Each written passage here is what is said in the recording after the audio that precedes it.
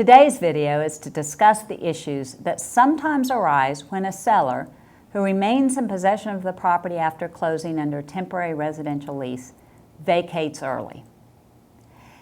One, if the seller pays rent for his holdover, oftentimes the seller expects a refund of his per diem rent when he vacates early. The temporary lease makes it clear that the full amount of rent is due at the time of closing and does not provide for a refund if seller moves out early. On the other hand, if the seller moves out early, the buyer should know about it for two reasons. The buyer needs to refund or account for the security deposit, if any has been paid, within 30 days of seller vacating the property and providing a forwarding address. Presumably, the buyer will get the forwarding address of seller at closing.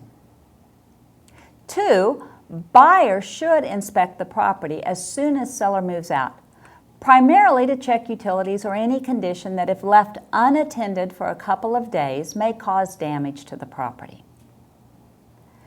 A buyer came in to visit with me about the condition in which the seller left a piece of property when they vacated. Evidently, there was substantial water damage to the kitchen floor, which came from a disconnected refrigerator ice maker line.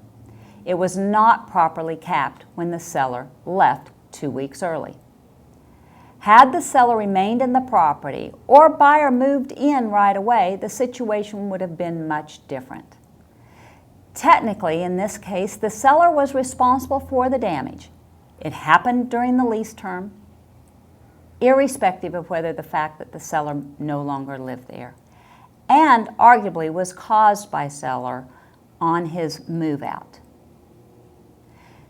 Now, there was actually a little more to this particular story. Although this buyer wasn't planning to move in from out of town for another 2 weeks, he happened to be in town for work the day after the seller moved out early. The buyer took the opportunity to stop by the house after work. He told me that he found the refrigerator line leaking and put a plastic bag around the end of the line with a rubber band to hold it in place. He then flew back home to return 2 weeks later.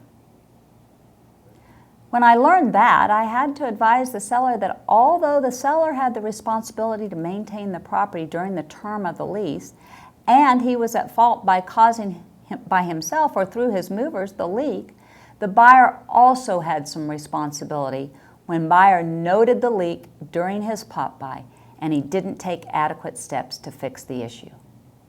Buyer was negligent in not doing something about the leak when he was made aware of it.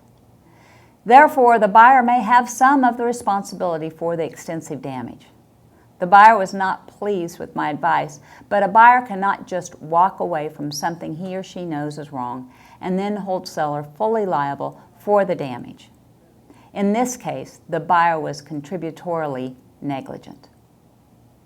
Bottom line, my suggestion in a situation where a seller moves out early or any time the seller vacates the property after a temporary lease, if the buyer is not planning to move in right away, the buyer should do a walkthrough immediately.